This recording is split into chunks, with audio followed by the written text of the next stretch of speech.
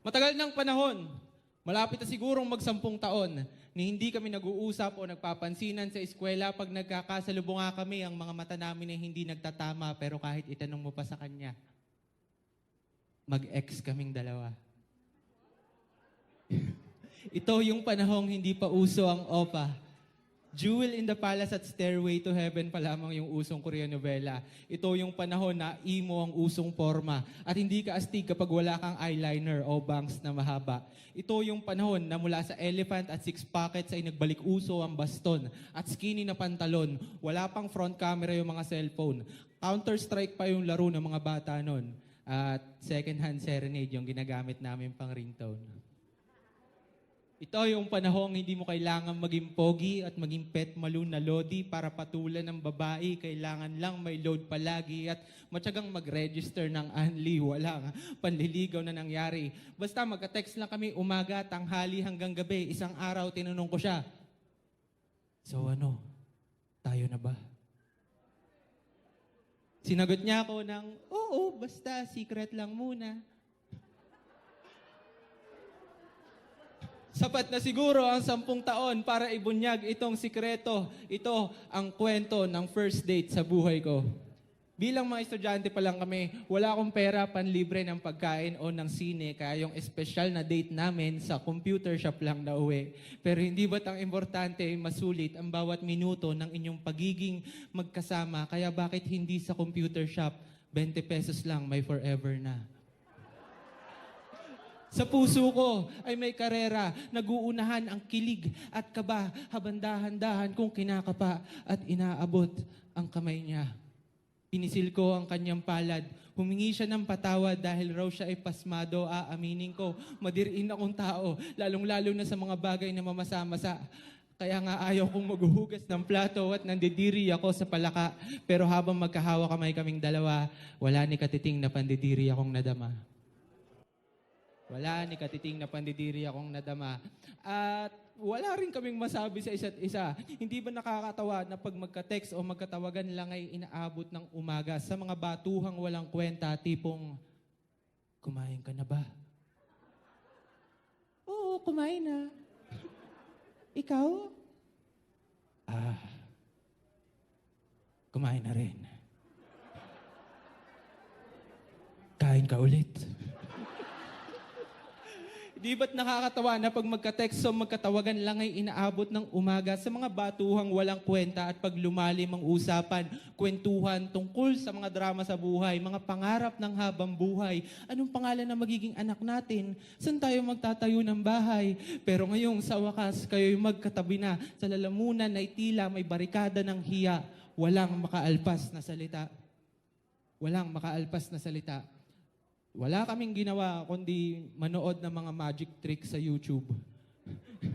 Ito yung panahong hindi pa uso ang Netflix and chill at hindi pa rin naiimbento yung Facebook. So, nanood kami ng mga kuneho sa sombrero, huhulaan kung nasan yung piso at manghang-mangha kami sa tricks na aming nakita. Subalit hindi siya nakontento ng basta-basta. Pagkatapos ng bawat video ay mag-google naman siya ng mga article sa Wikipedia na ine-explika ang trick kung papaano ginawa. Hindi ko tuloy napigilan na mas lalong humanga sa kanya. Kasi hindi pa uso ang trolls at fake news, nagpa-fact check na siya. Nung pauwi na kami, sumita siya ng tricycle, so kami lang dalawa sa loob. Medyo umaambon at malakas ang hangin, kaya't naglakas na rin ako ng loob at inakbayan ko siya.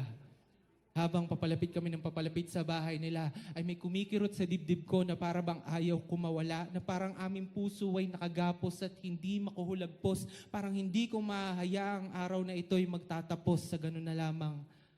Sa isang malamig at madaling makalimutang pamamaalam. Ang kabataan talaga ay mapusok at ang pusong umiibig sa tukso ay marupok. Hindi ko tuloy napigilang halikan siya. Sa buhok.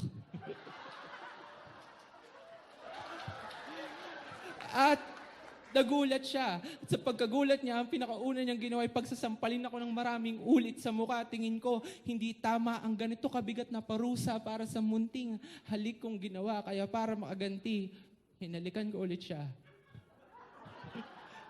Sa pagkakataong ito sa pisngi na at hindi na niya ako sinampal. At hindi na niya ako sinampal. At hindi rin nagtagal. Hindi rin kami nagtagal. Pero natutunan ko sa pagdaan ng panahon na ang pakikipagrelasyon ay hindi naman isang kompetisyon ng mga magikero. Hindi ito pagalingang lumikha ng ilusyon. Hindi ito pahusayang manloko. Kaya kung nasaktan ka dahil nagmahal ka ng totoo, hindi ikaw ang talagang natalo sa paghihiwalay ninyo.